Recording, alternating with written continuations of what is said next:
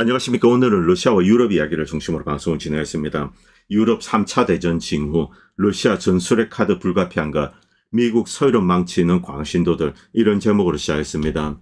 먼저 남미 이야기 좀 하겠습니다. 지금 베네수엘라나 쿠바는 이렇게 개입하려고 하고 있는데 덜러 독트린.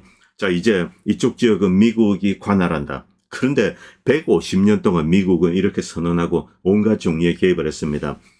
트럼프 대통령이 들어서고 특별한 게 진행되는 것이 아닙니다. 늘 있어왔던 일이 그대로 반복되는 거죠. 그런데 백몇십 년 동안 성적표는 어떠한가? 한 D학점 정도로 볼 수 있습니다. 좀 낙제점이죠, 낙제점. 왜냐하면 미국에 득이 되는 경우도 있습니다만 손해가 되는 게 훨씬 많았습니다. 개입을 해서 친미 정권을 앉힌다.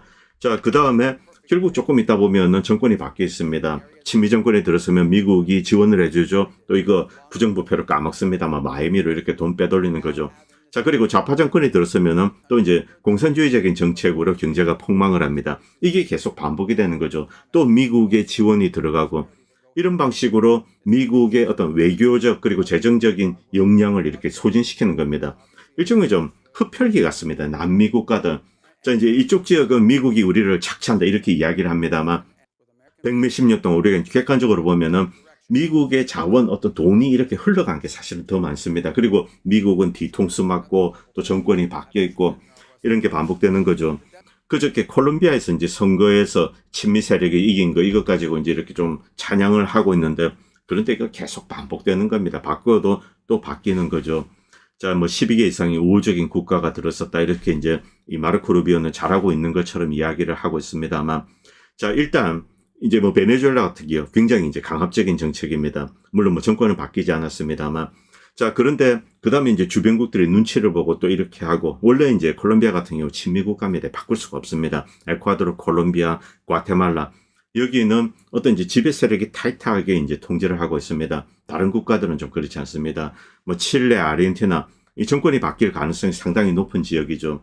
결국 지난 100몇 년 동안 해왔던 작업 그대로 반복되는 겁니다. 이렇게 해도 나중에 또 이제 뒤집어져 있죠. 자, 이 미국이 쿠바를 때린다. 지금 현재로서는 그 가능성이 높다고 생각합니다. 이 쿠바에 대해서 여러 가지 이제 프리텍스트를 만들고 있는데 쿠바가 테러를 지원한다 이런 거짓말을 하고 있죠. 자, 이런 이야기 이제 마르코 루비오가 계속 떠들었습니다. 이제 의회에서 이 선서를 하고 증언을 하는데 온갖 종류의 거짓말을 다 늘어놓았죠. 자, 이번에 이제 콜롬비아 선거 여기에 대해서 이제 구스타보 페트로 대통령은 부정선거다 이렇게 이야기하고 있습니다. 이 콜롬비아는 정권이 왔다 갔다 합니다. 일단 이제 친미 국가죠. 이쪽 세력이 장악하고 군부, 경찰 이들이 이제 강력한 친미 세력입니다. 애초에 이제 구스타보 페트로가 대통령이 된 거 이게 사실은 조금 특이한 현상입니다. 원래 이 게릴라 전력도 있죠. 자, 이 페트로는 부정선거가 있었다. 이 시스템, 선거 시스템에 대해서 그동안 이제 미국과 이제 남미, 중남미에서 선거에 개입하는 조직이 있습니다. OAS, 그리고 미국의 USAID. 이들이 개입해서 여러 가지 이제 작업을 했는데, 자, 어떤 특정 회사에 맡기고 여기에 대해서 이제 정부가 아예 감사를 할 수 없도록 이렇게 만들어버렸습니다. 이것은 또 민간 회사입니다.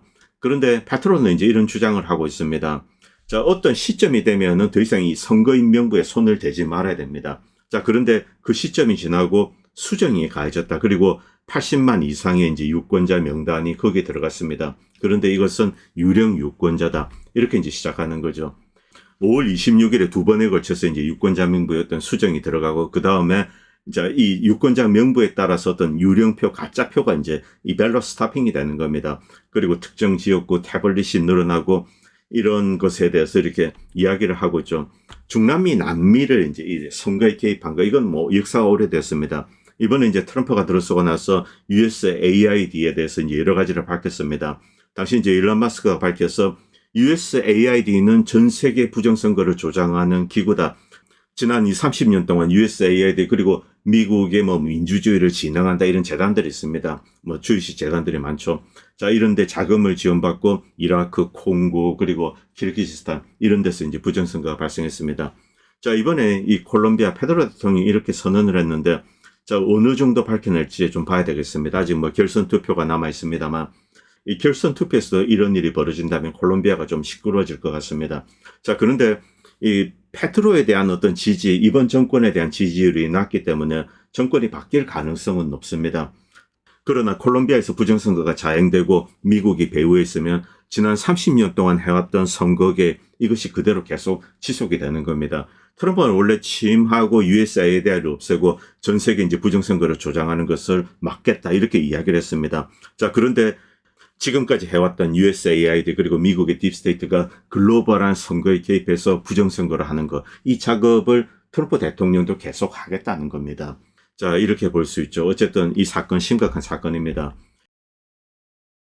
그리고 볼리비아 여전히 이제 대중투쟁이 벌어지고 있습니다. 그러나 미국 언론 그리고 글로벌 언론들은 여기에 대해서 철저히 침묵하고 있습니다. 이것은 분명히 미국과 소유럽의 이익에 반하는 겁니다. 지금 미국과 서유럽, 이제 이 서구 선진국들, 이들은 공포에 빠져 있습니다. 그 공포의 대상은 바로 중국 제조업입니다.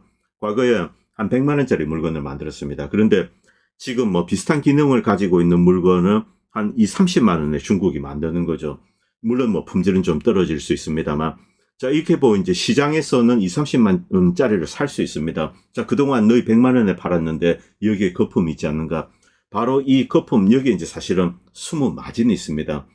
미국과 서유럽은 이 마진을 지난 수십 년 동안 누려왔습니다만 이제 이 벽에 부딪힌 겁니다. 바로 이 중국이라는 암초죠. 자, 그렇기 때문에 자원과 무역로 이것을 통제해서 중국을 포위하겠다, 뭐 러시아를 해체하겠다 이렇게 나선 겁니다. 자, 그리고 우크라이나전, 이란전, 베네수엘라 이런 게 시작된 거죠.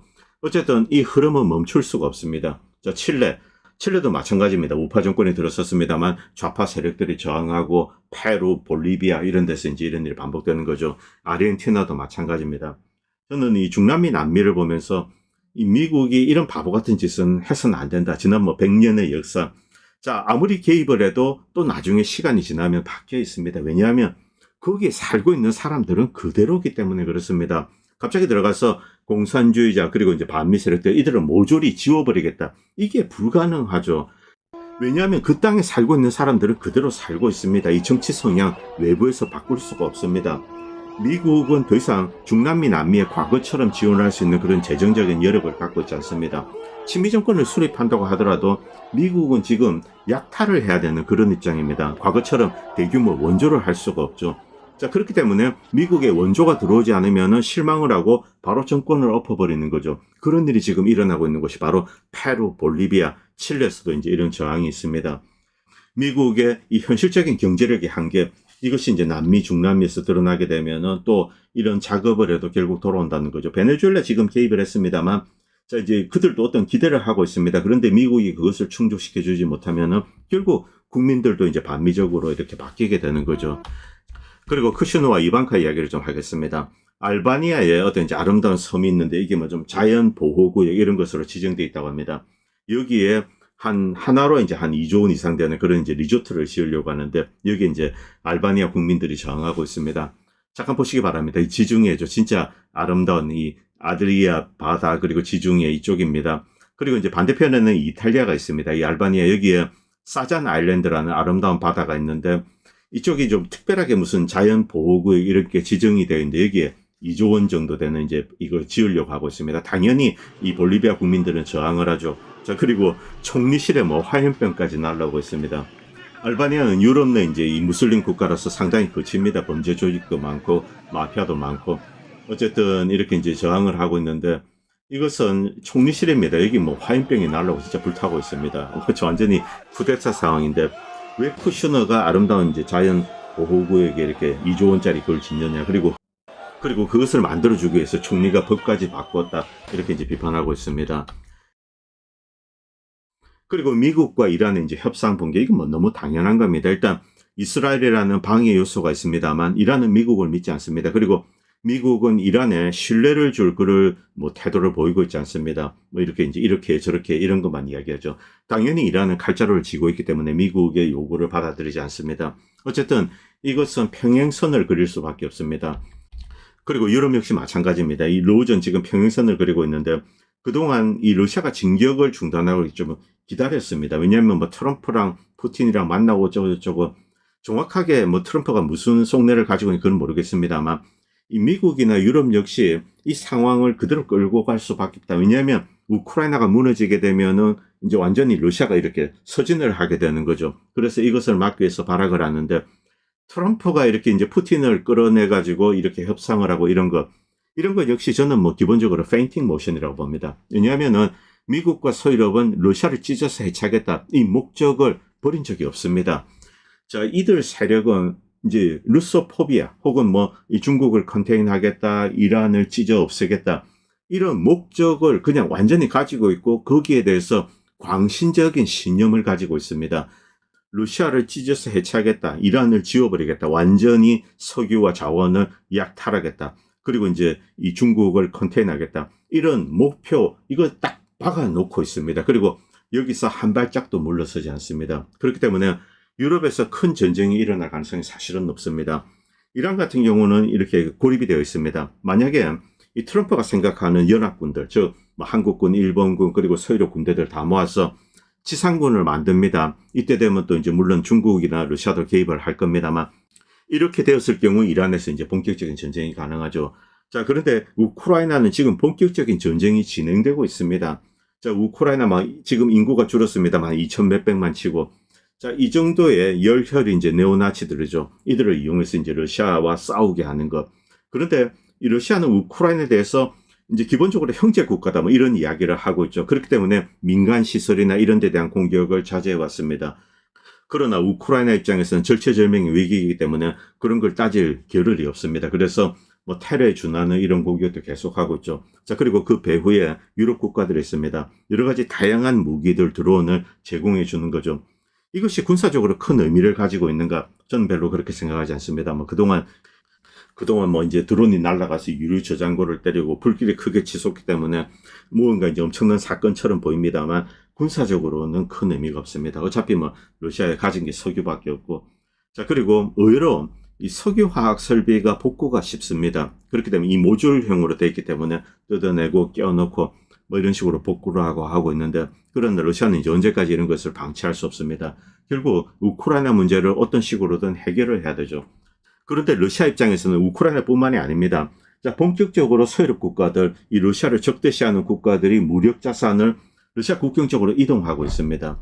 밑에 보면은 이제 유럽의 인공정보 방위회사, 이제 헬싱이죠. 여기 이제 독일이 가장 큰 자금을 지원하는데, 이제 본격적으로 ISR, 이것을 이제 러시아를 겨냥하고 하고 각종 공격을 지휘를 하고 있습니다. 그리고 그 사전 작업도 하고 있습니다. 뭐 예를 들면은 칼리닝그라드, 벨라루스 이런 것을 노리고 여러 가지 이제 무력 자산을 갖다 두고 있는 거죠. 리투아니아, 폴란드 그리고 루마니아 이런 것을 이제 무장시키고 있습니다. 자, 그리고 뭐 여러 가지 러시아의 침공 시나리오에 대비해서 무언가 한다 이런 식으로 이야기하고, 자, 이렇게 이제 우크라이나를 이용해서 괴롭히면은 이 푸틴에 대한 지지율이 떨어져서 결국 러시아 내부에서 어떤 변화가 올 것이다 뭐 이런 식으로 이 기대를 하는 거죠. 그런데 이것은 사실이 아닙니다. 러시아를 이렇게 자극을 하면은 국민들은 불만을 가지게 되죠. 이제 푸틴 왜 이렇게밖에 못해? 이 서구에서는 푸틴에 대한 인기가 추락하고 그리고 이제 전쟁을 포기할 거다. 이제 러시아 국민들이 이렇게 생각하지만 러시아는 그런 나라가 아니죠. 여러분들 아시다시피.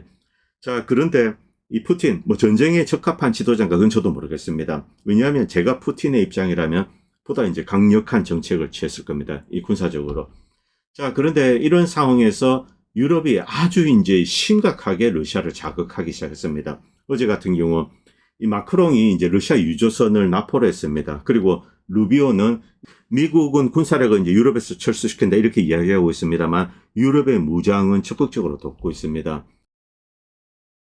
여기서 유럽과 러시아 상황이 얼마나 심각한가 그것을 요약한 글이 있는데 제가 잠깐 소개해 드리겠습니다. 유럽의 나토 회원국들 이제 러시아를 향해서 이제 동진하고 있습니다. 영국군은 에스토니아의 러시아 국경을 따라서 참호를 파고 있다 요새화하는 거죠. 그리고 독일의 새로운 기갑 여단이 칼리닝그라드 월경지 인근 리투아니아에 창설되었다. 그리고 프랑스 전투기는 폴란드 전투기와 함께 핵 공격 훈련을 실시할 예정이다. 영국, 프랑스, 독일은 이 군, 무기, 핵무기 개발 계획을 바로 러시아 국경 바로 앞까지 밀어붙이고 있는 겁니다.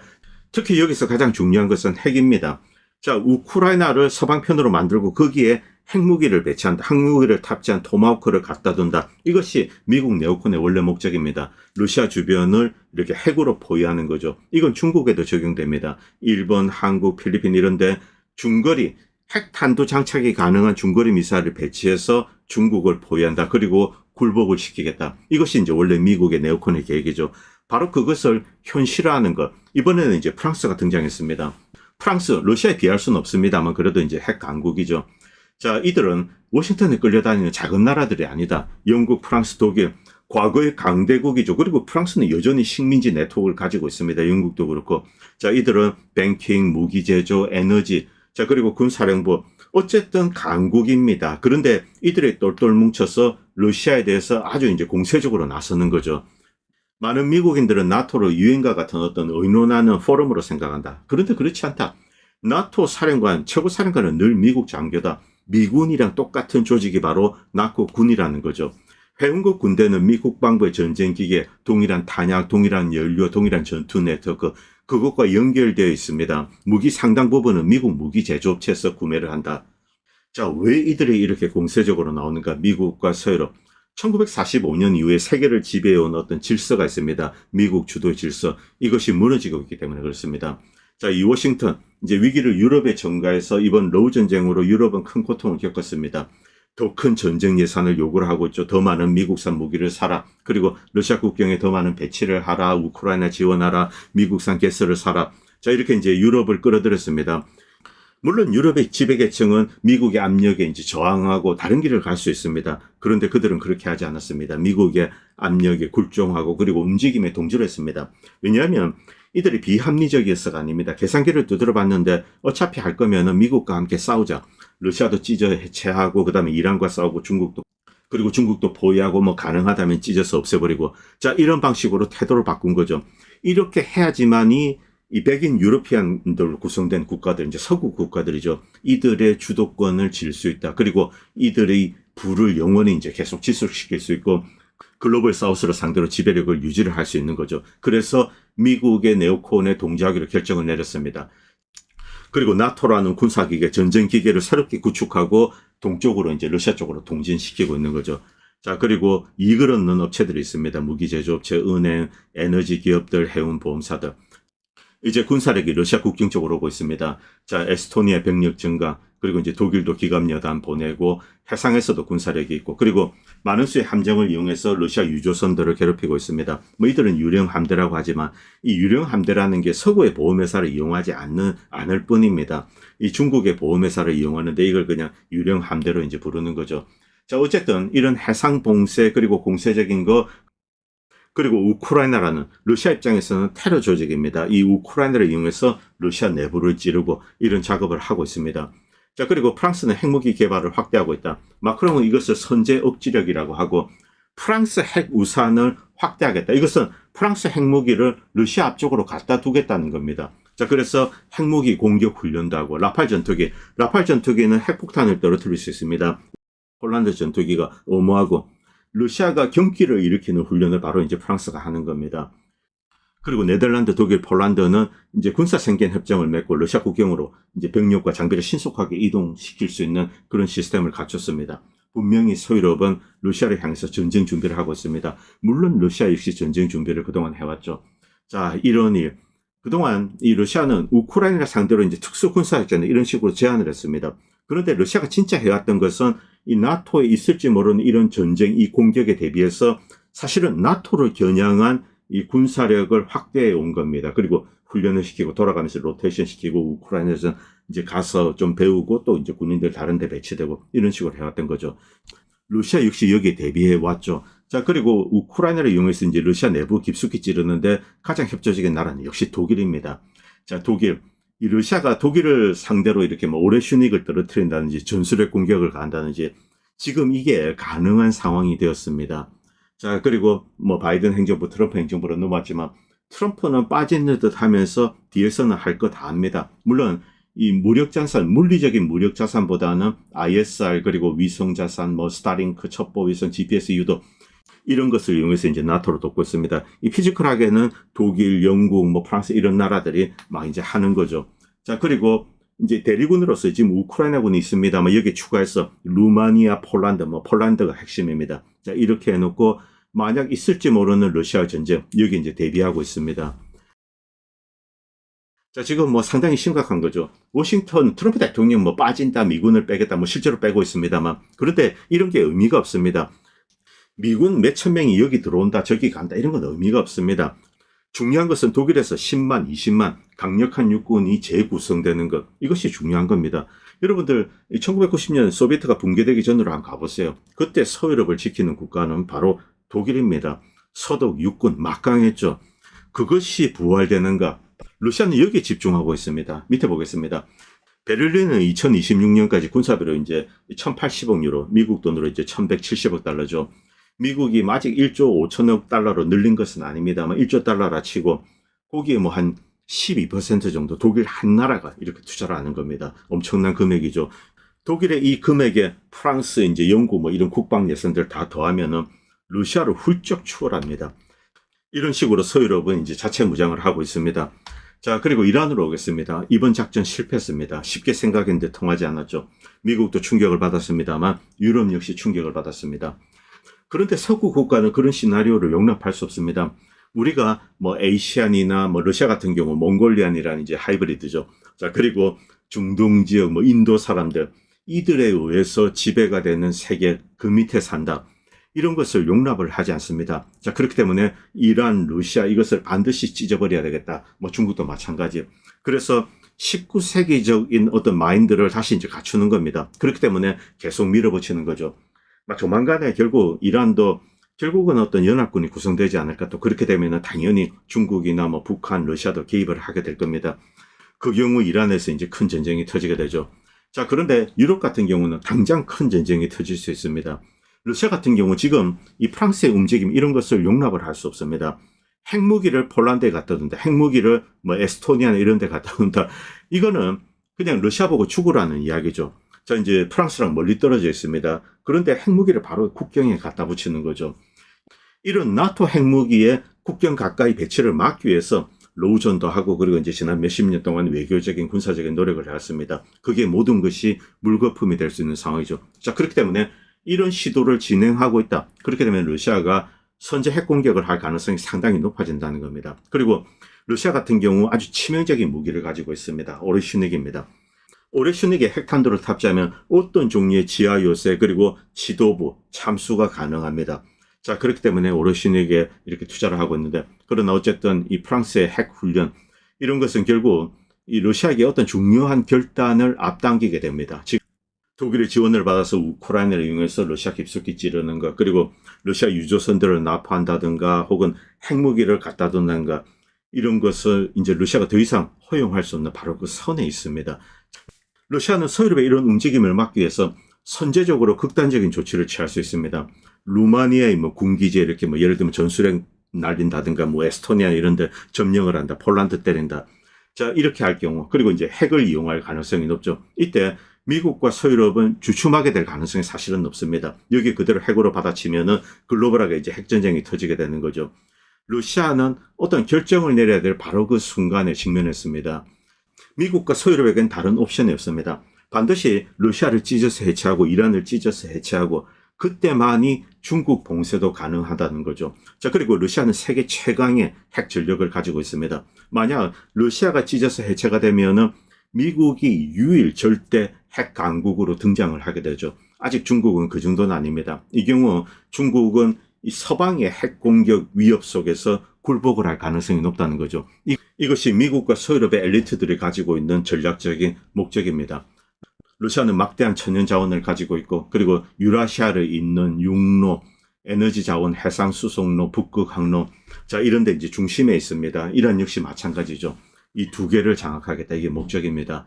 자, 러시아는 자본주의 국가나 미국과 서구의 자원을 상납하기를 거부를 했습니다. 그들 스스로 이제 독자적으로 지고 경제 주체로서 나선 거죠. 미국과 서유럽은 이것을 용납할 수 없습니다. 자, 결국 이 러시아를 계속 자극하면서 뭐 드론이 날라왔는데 이게 뭐 러시아가 쏘았을 수도 있는지 그건 모르겠습니다. 어쨌든 이 러시아 소행이다 이렇게 얘기하고 러시아는 부인하고 뭐 이런 일들이 벌어지고 있습니다. 더 큰 전쟁의 위험성 엄청나게 고조된 상황입니다. 이 러시아 입장에서 이 프랑스가 핵 훈련을 한다. 러시아 폭격 훈련을 한다. 핵무기를 갖다 두고 이제 프랑스 핵 우산을 확대한다. 이것을 용납을 할 수가 없습니다. 독일도 마찬가지입니다. 자, 그렇기 때문에 매우 빠른 시일 내에 러시아가 극단적인 군사적인 행동을 취할 가능성이 상당히 높습니다. 그리고 극단적일수록 큰 전쟁을 막을 수가 있을 겁니다. 자, 발틱 3국을 점령한다든가 아니면은 이 전술 핵으로 먼저 이제 폴란드나 루마니아, 뭐 에스토니아 이런 데 있는 주요 군사 자산을 때려버리는 거죠. 뭐 핀란드 마찬가지입니다. 애초 이 반격 자체를 생각할 수 없도록 만드는 것. 전술 핵으로 때려버리고 너희들이 쏘면은 모조리 지워버리겠다. 이런 식으로 나설 가능성이 상당히 높은 거죠. 러시아 내부에서도 강경한 발언이 오고 가고 있다. 결국 이 나토의 대리전으로 러우전을 시작했는데 이게 나토와 직접전으로 이제 확대가 되는 거죠. 자, 그들이 노리고 있는 거 알고 있습니다. 러시아 자원, 송유관, 항구, 무역로, 이란 때리고 러시아 찢어 없애려고 하고 이것을 누구보다도 잘 알고 있는 거죠. 자, 여기서 이 미국이나 서구 엘리트들이 가지고 있는 생각, 이 생각은 미친 생각입니다. 엘리트들이 그런 전략적인 목적을 생각을 할 수가 있는데 현실적으로 러시아를 상대로 이런 작업을 하게 되면 핵전쟁으로 비화될 가능성이 상당히 높습니다. 그런데 이 미친놈들은 그런 것에 대해서는 아예 이제 안중에도 없습니다. 여기서 다시 지도로 돌아오겠습니다. 자, 이 유라시아 세력이 뭉쳤습니다. 러시아, 중국, 인도 어정쩡합니다만 어쨌든 이들이 뭉치고 또 이제 여기서 이 응집된 힘이 또 이제 해외로 투사되는 거죠. 아프리카나 남미로 투사가 되고 있습니다. 자, 유라시아 보면은 인구도 가장 많고 세계에서 가장 큰 시장입니다. 제조 역량도 엄청나죠. 자, 그런데 유럽과 미국은 이제 어떤 패권을 서서히 이제 상실하고 있습니다. 이것을 뒤집기 위해서는 유라시아를 찢어 해체해야 됩니다. 자, 그런데 미국과 서유럽은 일단 이제 러시아와 이란을 약한 고리로 생각했던 것 같습니다.